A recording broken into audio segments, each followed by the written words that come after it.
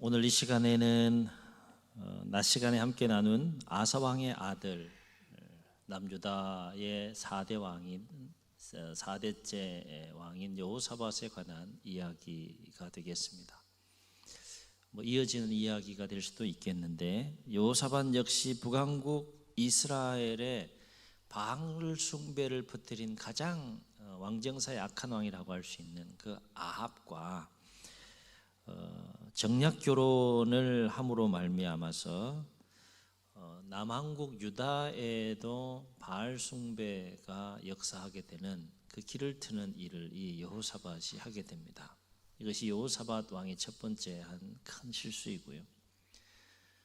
또 한 가지는 그 아합의 아들인 아하시아와 함께 무슨 일을 하려고 했는가 하면 에시온 게벨이라고 하는 곳에서 배를 만들어서 다시스로 보내는 그 무역을 통해서 북극 강병을 얻고자 한 것, 그것 또한 하나님 앞에서 선하지 못한 행동이었습니다.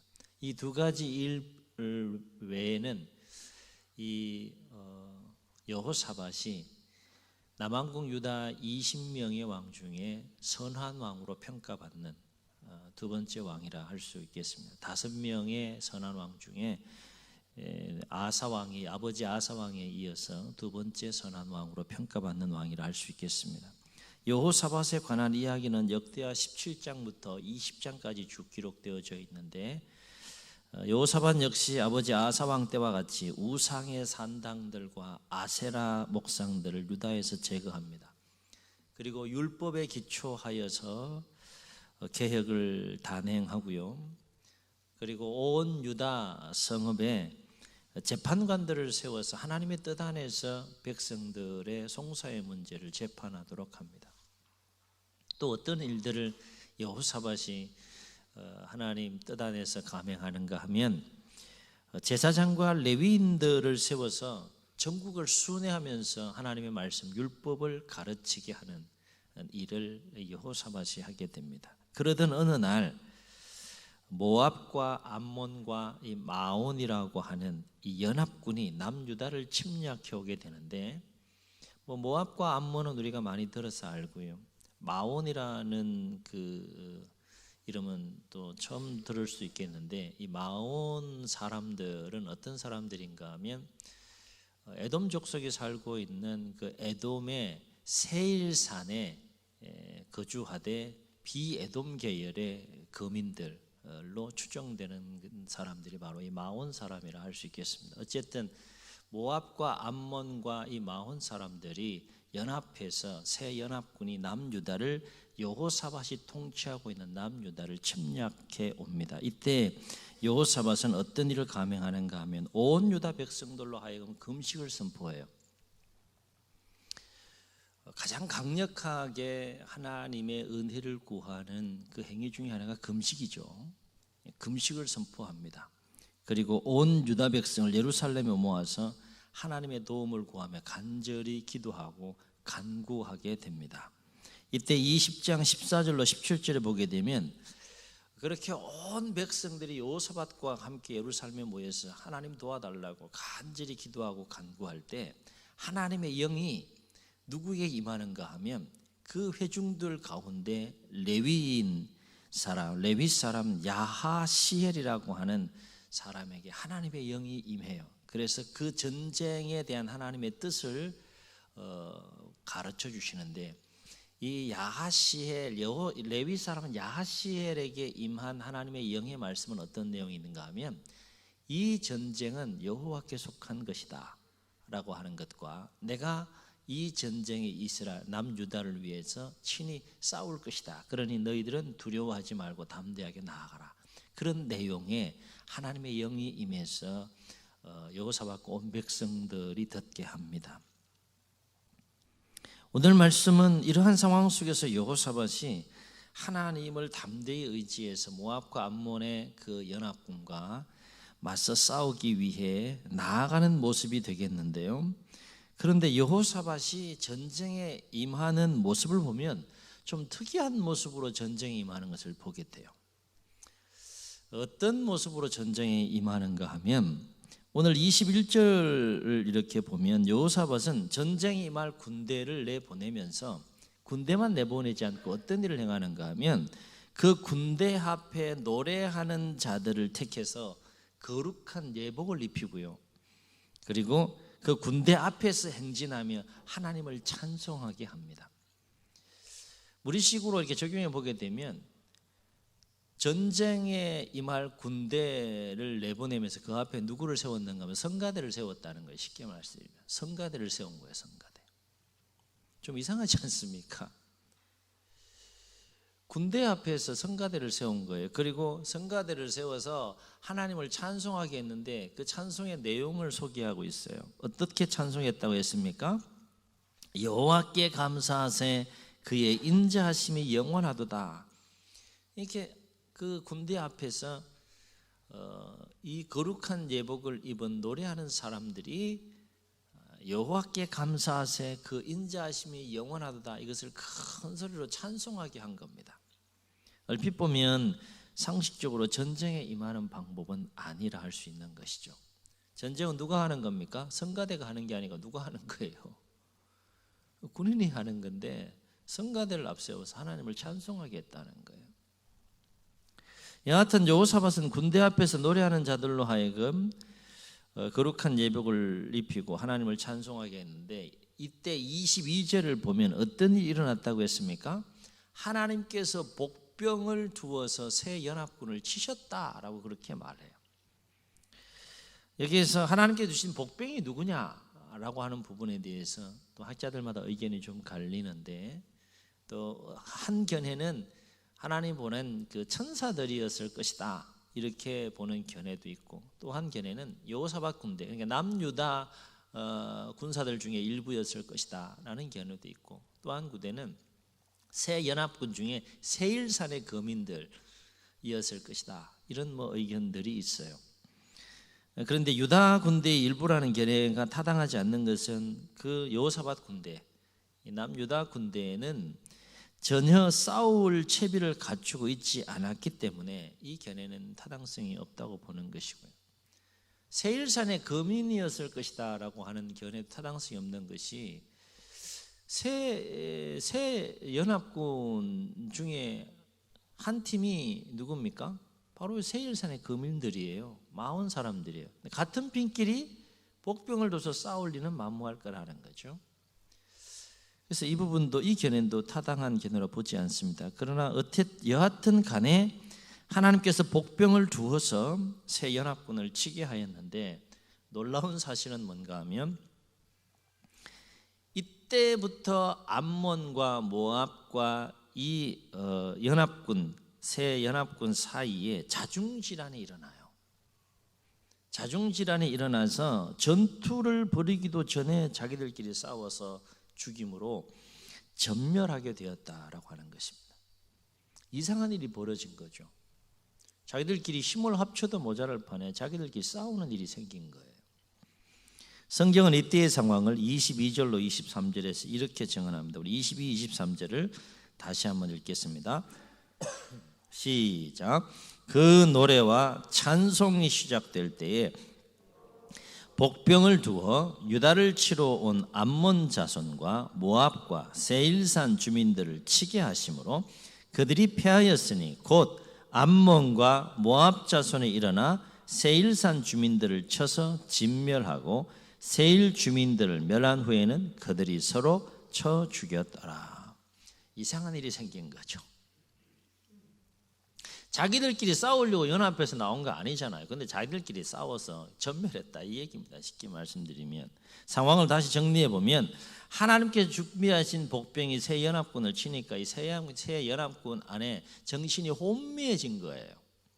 그래서 어떤 일이 발생했는가 하면 모압과 암몬은 하나님께 준비하신 이 복병이 누구라고 오해를 했는가 하면 세일산 거민들이었을 것이라고 오해를 하고 그 세일산 거민들을 모압과 암몬이 연합해서 칩니다. 그리고 나서 어떻게 했다는 거예요? 자기들끼리 또 의심하는 거예요. 그래서 자기들끼리 쳤다는 겁니다. 그렇게 해서 어떻게 됐다는 겁니까?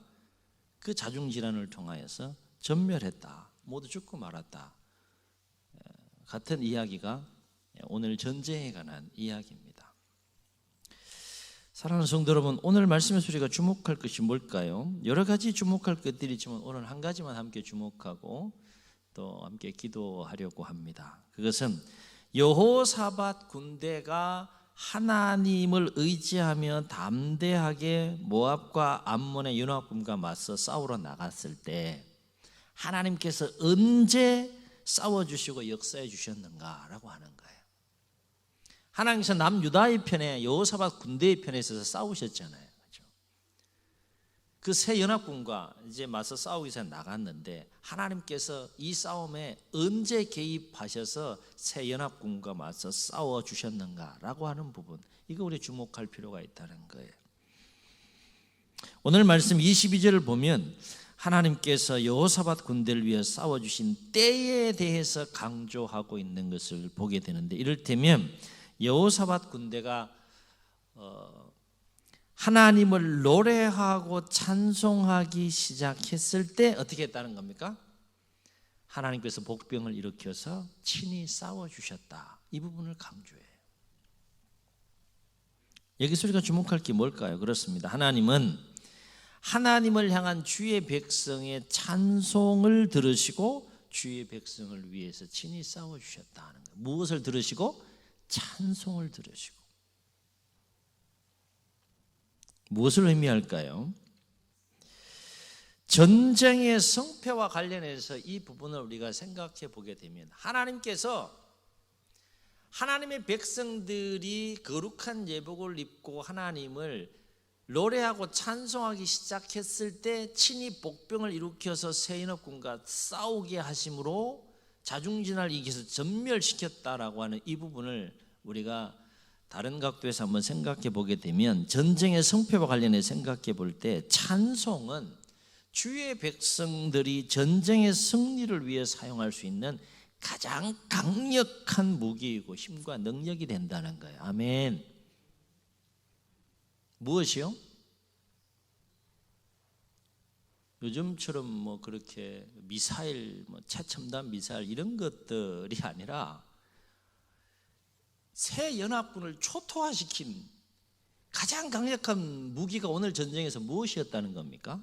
찬송이었다는 거예요. 찬송.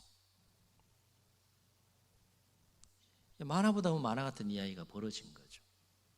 뭐 총칼로 싸우고 그런 것이 아니라 하나님의 백성이 하나님을 노래하고 찬송하기 시작할 때 하나님의 역사하심으로 말미암아 그 전쟁에 승리했다는 것은, 찬송이 얼마나 주의 백성들이 전쟁에 승리하기 위해 사용할 수 있는 강력한 무기이고 힘과 능력이 되는지 오늘 말씀을 통해서 우리가 주목하고 확인할 수 있다라고 하는 겁니다. 그런데 문제는 주의 백성인 우리는 얼마나 삶의 전쟁에서 우리가 하나님을 찬송하는 삶을 살아가고 있느냐라고 하는 거죠. 여러분, 찬송의 힘을 믿습니까? 찬송의 능력을 믿습니까? 여러분, 찬송이 무기라는 사실을 아십니까? 오늘 말씀 보세요. 어마어마한 무기예요. 새 연합군은 도저히 상상할 수도 없었던 무기가 바로 찬송이었어요. 그들의 경험과 그들의 상식과 그들의 이성으로는 도저히 생각할 수 없는 무기가 역사한 거예요. 그 무기가 뭡니까? 하나님을 찬송하는 거예요. 찬송하는 거예요. 어떻게 거품을 물어야지 좀 이렇게 좀 도전이 될까요? 흔히 우리는 삶을 전쟁에 비유합니다. 그죠? 매일매일 삶을 전쟁에 비유해요. 사랑하는 성도 여러분, 저와 여러분은 삶의 전쟁에서 얼마나 하나님을 찬송하는 삶을 살아가고 있느냐 하는 거예요. 찬송이 이토록 어마어마한 무기이고 강력한 그 전쟁의 승리를 가져다 주는 힘과 능력이 된다는 것을 우리가 깨닫고 안다 그러면 우리가 찬송해야 되는데, 삶의 전쟁에서 우리가 얼마나 하나님을 찬송하느냐 하는 거예요. 뭐 내가 찬송한다고 내 삶 가운데 무슨 일이 일어나겠어? 오늘 말씀은 그거 아니잖아요. 찬송하라는 거잖아요. 그 노래와 찬송이 시작될 때 여호와께서 복병을 주어서 치셨다.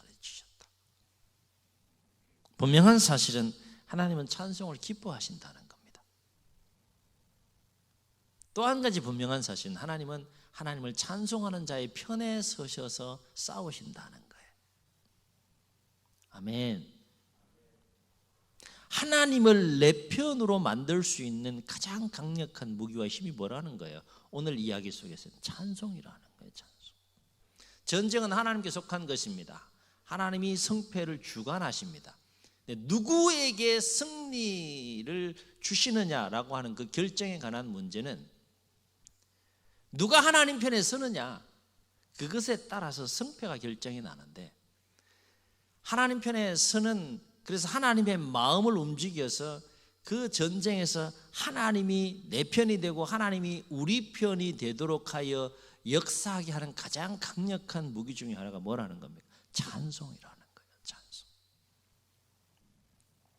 사랑하는 성도 여러분, 오늘 내가 싸워서, 삶의 전쟁에서 싸워서 반드시 이겨야 하고 반드시 승리해야 될 일들이 있습니까?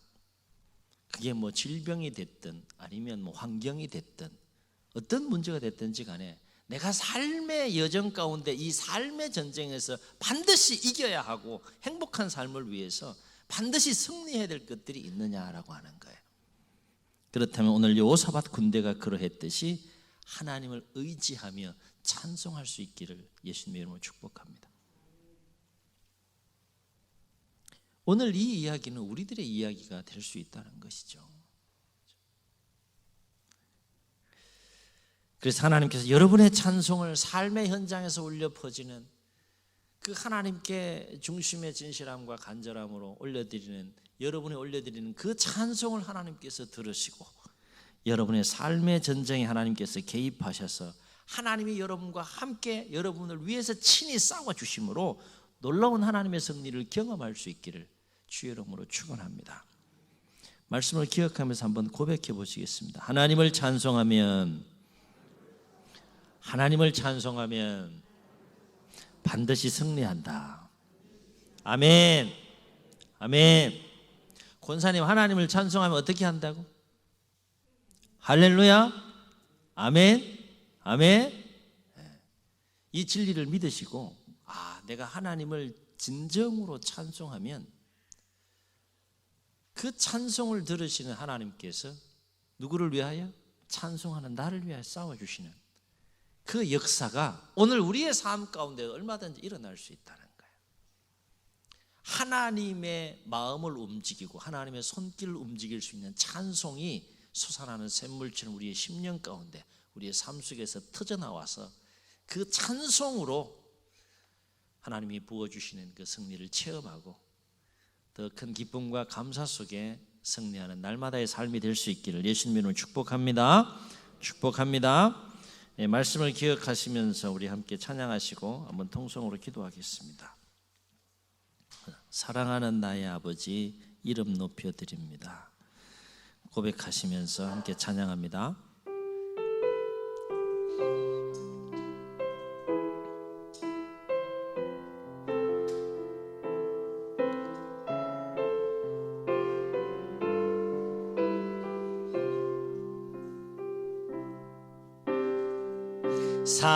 사랑하는 나의 아버지, 이름 높여드립니다. 아멘. 주의 나라 찬양 속에 임하시니 능력에 주께 찬송하네. 한 번 더. 사랑하는 나의 아버지, 사랑하는 나의 아버지, 이름 높여드립니다. 아멘. 주의 나라 찬양 속에 임하시니 능력에 주께 찬송하네. 전능하신 하나님 찬양, 언제나 동일하신 주 전능하신 하나님 찬양. 영원히 다스리네.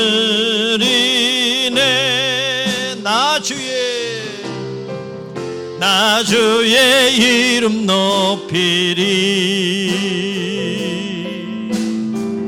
나 주의 이름 높이리.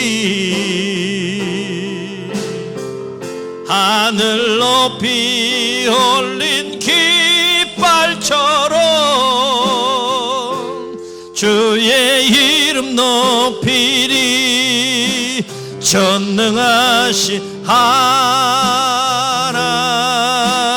찬양. 언제나 동일하신 주. 전능하신 하나님 찬양. 영원히 다스린 나 주의 이름 높이리. 나 주의 이름 높이리. 나 주의 이름 높이리. 하늘 높이 올린 깃발처럼 주의 이름 높이리. 전능하신 하나님 찬양. 언제나 동일하신 주. 전능하신 하나님 찬양. 영원히 다스리네. 주의 눈을 감으시고 말씀을 기억하시면서 한번 통성으로 기도하시겠습니다. 새 연합군이 하나님의 백성을 침략하기 위해 내려왔을 때 하나님의 사람 여호사밧은 온 백성과 함께 금식을 선포하고 하나님의 은혜를 간절히 구하며 기도했습니다. 그때 하나님의 영이 임하여 이 전쟁은 나에게 속한 것이고 내가 너희들 위해 친히 싸울 것이니 두려워하지 말고 담대히 나아가라 말씀했습니다.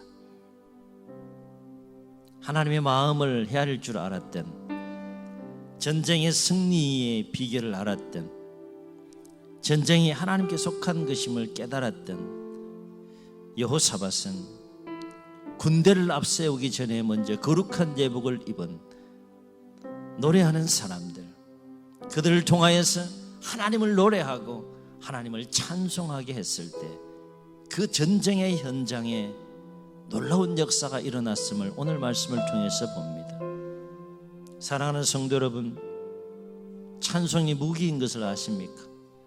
찬송이 삶의 전쟁에서 그 삶을 승리케 하는 어마어마한 힘과 능력이 됨을 아십니까? 그럼에도 불구하고 우리의 입술과 우리의 삶 속에 찬송이 있습니까?